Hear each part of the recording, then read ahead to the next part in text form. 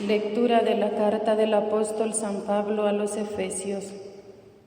Yo, Pablo, apóstol de Cristo Jesús por voluntad de Dios, les deseo a ustedes, los hermanos y fieles cristianos que están en Éfeso, la gracia y la paz de parte de Dios nuestro Padre y del Señor Jesucristo. Bendito sea Dios, Padre de nuestro Señor Jesucristo, que nos ha bendecido en Él con toda clase de bienes espirituales y celestiales. Él nos eligió en Cristo antes de crear el mundo, para que fuéramos santos e irreprochables a sus ojos por el amor, y determinó, porque así lo quiso, que por medio de Jesucristo fuéramos sus hijos, para que alabemos y glorifiquemos la gracia con que nos ha favorecido por medio de su Hijo amado. Pues por Cristo, por su sangre, hemos recibido la redención, el perdón de los pecados.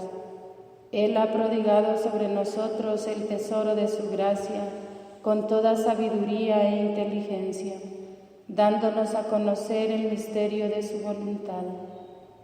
Este es el plan que había proyectado realizar por Cristo cuando llegara la plenitud de los tiempos, hacer que todas las cosas, las del cielo y las de la tierra, tuvieran a Cristo por cabeza.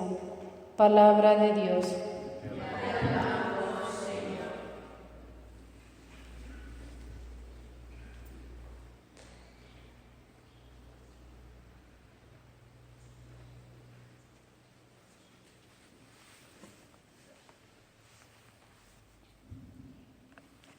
El Señor nos ha mostrado su amor y su lealtad. El Señor nos ha mostrado su amor y su lealtad. Cantemos al Señor un canto nuevo, pues ha hecho maravilla. Su diestra y su santo brazo le han dado la victoria. El Señor nos ha mostrado su amor y su lealtad. El Señor ha dado a conocer su victoria y ha revelado a las naciones su justicia. Una vez más ha demostrado Dios su amor y su lealtad hacia Israel. El Señor nos ha mostrado su amor y su lealtad. La tierra entera ha contemplado la victoria de nuestro Dios.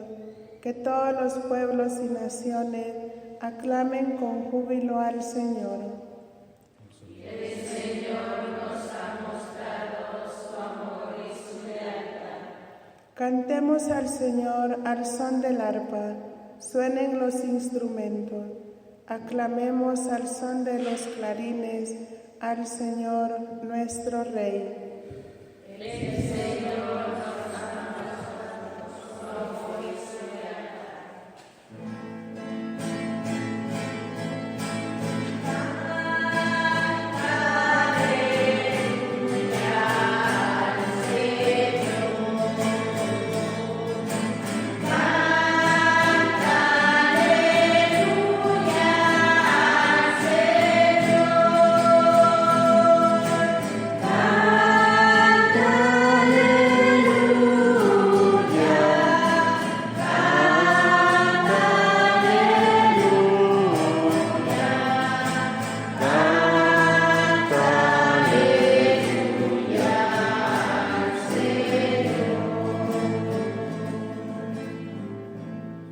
El Señor esté con ustedes.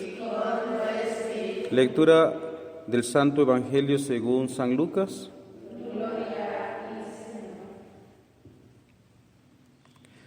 En aquel tiempo Jesús dijo a los fariseos y doctores de la ley: hay ustedes que les construyen sepulcros a los profetas que los padres de ustedes asesinaron.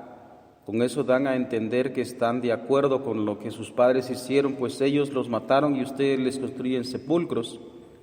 Por eso dijo la sabiduría de Dios: yo les mandaré profetas y apóstoles, y los matarán y los perseguirán, para que así se les pida cuenta a esta generación de la sangre de todos los profetas que han sido derramada desde la creación del mundo, desde la sangre de Abel hasta la de Zacarías, que fue asesinado entre el atrio y el altar. Sí, se lo repito, a esta generación se le pedirá cuentas. Hay de ustedes, doctores de la ley, porque han guardado la llave de la puerta del saber. Ustedes no han entrado, y a los que iban a entrar les han cerrado el paso. Luego que Jesús salió de ahí, los escribas y fariseos comenzaron a acosarlo terriblemente con muchas preguntas y a ponerle trampas para ver si podían acusarlo con alguna de sus propias palabras. Palabra del Señor. Gloria a ti, Señor Jesús. Bueno, las palabras del Evangelio están bastante fuertes y voy a tomar 2 puntos. Lo primero es tal vez hacer un poquito de memoria acerca de lo que vivimos hoy para tratar de sanar un poquito esa realidad, porque el mundo nos ha metido en un mundo de mucho egoísmo y la mayoría solo piensa en sí mismo. De hecho, el sentir general de tanta gente a nivel global se ha extendido el sentimiento de soledad, pero es precisamente porque el mundo nos sumerge en nosotros mismos y entonces la gente se queda sola. Pero ese mundo egoísta pues es lo que quisiera ver un poquito, porque Jesucristo aquí dice que la sangre de los profetas y de los apóstoles y toda aquella gente que han sido asesinados desde la creación del mundo, a la que se le pedirá cuenta es esta generación. Por supuesto que esta generación no se refiere nada más a la gente que vivió en tiempo de Cristo, ¿verdad? Pero a lo que vamos con esto es que nosotros tenemos que ver también con la salvación de los que nos rodean, de la gente de nuestro tiempo. Tenemos que ver con ello. Pero no sé si se han dado cuenta de que la mayoría nos excusamos diciendo es que no tengo que estarme metiendo en la vida de la gente, ¿verdad? Y entonces incluso a veces lo decimos en palabras del Evangelio. A veces decimos es que yo estoy juzgando, y lo que quiero decir con eso es que no puedo yo corregir a la gente que se está haciendo daño a sí mismo, está cometiendo pecados. Entonces con esa expresión incluso del Evangelio nosotros nos excusamos acerca de la salvación que tenemos que ver con los demás. Pero ese es el mundo de hoy, así cada quien busque lo que necesita, lo que quiere, lo que le gusta y nada más. Y pues los otros, ¿qué me importan, va? Entonces tenemos que tener en ese sentido mucho cuidado nosotros de no sumergirnos en este mundo, incluso en nuestra comunidad, porque tenemos que ver con los demás. Si la gente se pierde, por supuesto, aquí hay palabras de uno de los profetas también, me parece que es Ezequiel, ¿verdad? Que uno tiene que alzar la voz y decir las cosas, no para echar en cara, porque ahí es donde tal vez fallamos y ahí es donde tal vez creemos que estamos haciendo mal, pero es porque nosotros mismos a veces cuando decimos las cosas o corregimos, a veces uno lo puede estar haciendo por enojo suyo, es decir, personal, echando en cara. No, aparte es echar en cara, aparte es que yo me esté desahogando ante la realidad, tal vez que me hicieron daño o que está haciendo daño. Entonces no se trata de eso, se trata de corregir por amor, para salvación de los demás, ¿verdad? Entonces, si pongo el ejemplo tal vez en el caso de los cónyuges, cuando han fracasado tristemente en su vida conyugal, entonces normalmente cualquiera de los dos que sea la parte afectada, normalmente lo deja ahí botado, que mire cómo sale, yo le dije, no quiere, pues que Dios mire qué hace con él, dice uno, ¿no? Y no, ¿verdad? No se puede hacer eso. Yo siempre les digo a los cónyuges cuando están en ese plan, que aunque están desapartados, sin embargo la promesa que hicieron en un principio prevalece, y usted tiene que ver, le digo yo a cualquiera de las dos partes, le digo yo, tiene que ver con su salvación. Si se fue, bueno, se fue, pero usted siga insistiendo en su oración para la salvación de su cónyuge. Entonces les sigo diciendo yo, en el caso de la mayoría de nosotros tenemos que ver, como digo, con la salvación de todos, porque también se nos va a pedir cuenta. Verá como dice ese profeta, como digo, me perdonan que no tenga la puntualidad, me parece que es Ezequiel, ¿verdad? Entonces que el malvado, dice ahí, morirá por su culpa, pero tú habrás salvado la vida, pero uno tiene la obligación de decir, como digo, no es tanto por echar en cara, porque yo me quiero desahogar por lo que me hicieron, no, sino por amor, para que la gente se salve. Entonces, ese es un punto que quería tocar, porque el mundo, como digo, nos está metiendo en un mundo egoísta, solo pensando en nosotros mismos, solo pensando en uno mismo. De hecho, puse el ejemplo de cónyuges, y uno, digamos, muchos dicen en ese sentido, dicen, no, pero es que la salvación al fin y al cabo es individual. Sí, pero de todas maneras estamos vinculados los unos con los otros, entonces no podemos meternos en ese mundo egoísta que nos sumerge ahora el mundo, que cada quien con lo suyo, con lo que le guste, cada quien busca su salvación. No, sino tenemos que preocuparnos por los demás, porque si no, en ese sentido es que vamos al fracaso. A veces pongo también el ejemplo natural de la fauna, es decir, del mundo salvaje, donde una especie se colabora entre ellos, los animalitos irracionales se colaboran, ¿verdad?, para su propia salvación, cuando hay fieras que los están acosando. Si los animalitos hacen eso, y nosotros que somos seres humanos, que decimos que somos racionales y nos abandonamos los unos a los otros, entonces se nos va a pedir cuentas también de eso. Hay que tener, en ese sentido, tener en cuenta las palabras que dice Jesucristo. Ahora, el segundo punto es que llama mucho la atención también a qué gente se refiere Jesucristo. Se refiere a los profetas, dice aquí, a los apóstoles, ¿verdad? Que el pueblo de Israel asesinó. Y entonces hace un recuento Jesucristo, dice, desde el justo Abel. Hay que hacer una pregunta aquí un poco honda, porque Jesucristo dice, con eso ustedes atestiguan que estaban de acuerdo con esos asesinatos. Yo acabo de poner, digamos así, en común de la cuenta que se nos va a pedir a nosotros por la sangre o por la muerte de la gente en común, de todos, más que todos, que tenemos que ver. Aunque aquí Jesucristo pone la de los profetas, los hombres de Dios que han asesinado, que el pueblo de Israel asesinó.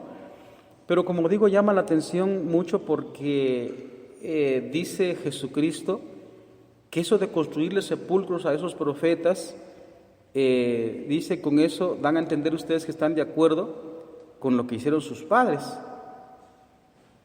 Y uno se pregunta, preguntemos nosotros, construirle un sepulcro, por ejemplo, estoy aquí tomando palabra a dos sacerdotes que escuché, también me llamó mucho la atención porque coincidieron en el mismo punto los dos, y me parece como un poco así raro también. En el mundo social, en todas partes nosotros encontramos estatuas de grandes hombres, los héroes, por ejemplo, en el caso de Guatemala, los héroes de la libertad, ¿verdad? Los próceres, que se le llaman, ¿no? En muchos países hay estatuas, monumentos a grandes hombres que han hecho, pues, mucho por su país o por su tierra. Y si nosotros hacemos, vemos un poquito eso, resulta que levantarle una estatua es honrar, ¿no? O también hacerle un sepulcro es honrar. Pero ¿por qué le molesta a Cristo que se le haga sepulcro? ¿En qué sentido le molesta a Él? Y uno se da cuenta por qué. Porque la gente que supuestamente les honra, a la hora de honrar supuestamente a estos hombres, ahorita vamos al mundo social, pero si nosotros vamos a nuestro mundo de fe, podemos decir los santos. Nosotros tenemos imágenes de los santos, tenemos cuadros de los santos. También de pronto nosotros veneramos a algún santo en particular de manera muy personal. Resulta que si nosotros, por ejemplo, mencionamos mucho un santo, compramos un cuadro de un santo, hacemos una estatua de un santo, en el caso nuestro pues tenemos fundadores santos. Si nosotros no vivimos de manera como nos lo indicaron los santos, ahorita podemos poner incluso al mismo Jesucristo, como dice la primera lectura, ¿verdad? Él nos eligió en Cristo.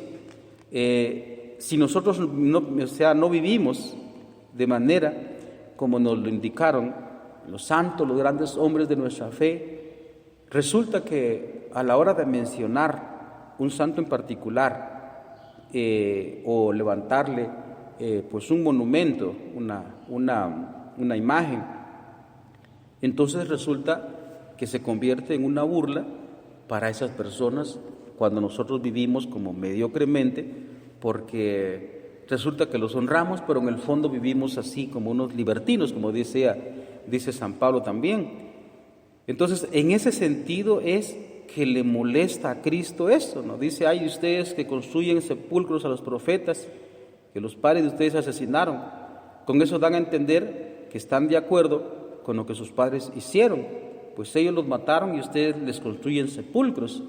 Porque, digamos, lo que les está echando en cara a Jesucristo aquí es que ellos se llenaban la boca de hablar de los profetas, y a la hora de la verdad no viven ellos como vivieron los profetas. Eso es lo que le molesta a Jesucristo. O sea, por eso es que no se trata tanto, digamos, de una honra, como ya puse el ejemplo a nivel social, que uno levanta pues una estatua a cualquier personaje de la historia, sino que le molesta a Cristo es que estos, por eso dice más adelante, ay de ustedes los doctores de la ley, porque han guardado las llaves de la puerta del saber.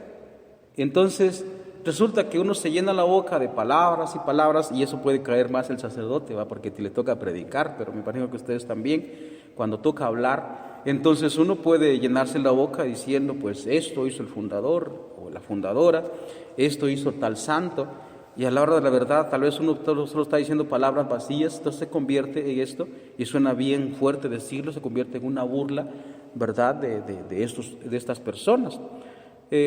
Pues en este sentido yo recomiendo que hagamos nosotros memoria de los santos de nuestra devoción. Yo en particular siempre lo digo muy en claro, yo soy muy devoto los quiero mucho, a San Agustín, a Santa Teresita del Niño Jesús, pero en el caso personal, haciendo examen de conciencia personal, pues yo puedo decir, a ver si yo estoy viviendo lo que ellos me enseñan, y si yo los quiero mucho, pero tal vez solo por halagarlos, y entonces resulta que también eso mismo le puede desagradar a Cristo, porque uno se llena la boca, como digo, de palabras, yo siempre predico de ellos, y a la hora de la verdad uno no vive, y eso es peligroso también para uno mismo, porque uno puede agenciarse su propia condenación. Entonces, bueno, estos dos puntos queríamos tocar, porque el Evangelio está bastante fuerte, en estas controversias que tuvo Cristo con los escribas y fariseos y doctores de la ley, pues para la palabra bastante duras, pero también puede ser dicha para nosotros, para que nosotros también, ¿verdad?, con la gracia de Dios. Ciertamente no se trata tanto, digamos, de la imitación de los santos, especialmente de Jesucristo nuestro Señor, ¿verdad? No se trata tanto de una pura imitación humana, ¿verdad?, que podemos hacerlo, tenemos capacidad porque tenemos voluntad e inteligencia. Más bien se trata de la gracia que Dios nos infunde para poder vivir como ellos, porque ciertamente a veces uno tiene cierto pesimismo a la hora de la imitación. De hecho le pasó también, como predico yo, como les digo, a Santa Teresita del Niño Jesús. Ella, cuando dice que miraba a los santos, se sentía algo así como un granito de arena frente a una montaña gigantesca, entonces como que no podía imitarla, ¿no? Pero sin embargo ella buscó su camino, y entonces ella decía, no, prefiero hacerme pequeña para que los mismos brazos de Jesús me suba y me haga grande, ¿no? Es decir, todos tenemos la gracia de Dios para poder hacer eso, de tal manera que nosotros no podemos excusarnos, ¿verdad? No podemos excusarnos cuando tenemos los recursos necesarios de la gracia de Dios para imitación, ¿verdad? Por supuesto, de nuestro mismo Señor Jesucristo, como indico una vez más, como decía en la primera lectura acá, Él nos eligió en Cristo, ¿verdad? Dios Padre, por supuesto. Entonces, podemos encontrar el camino para no vivir mediocremente, ¿verdad? Porque si no, en ese sentido, en el caso de ustedes muy en particular, ¿verdad?, del fundador, ¿verdad?, fundadora o fundador, y también muchas congregaciones tienen su propio fundador, o de manera muy, muy personal o muy particular, los santos que veneramos, que queremos, que amamos, para que los imitemos de verdad, porque en ese sentido es que le puede molestar a Cristo también, que nosotros estamos, pues decimos, en una vida consagrada, en una vida de bautizados también, y a la hora de la realidad, parece que no vivimos como vivieron ellos. Bueno, pues son dos cositas que nos pueden ayudar para hacer nuestra reflexión y para pues pedir más la gracia de Dios para poder imitar la vida de estos hermanos nuestros santos que nos han dejado, nos han marcado un camino, el camino hacia la salvación, especialmente el mismo Jesucristo. Amén.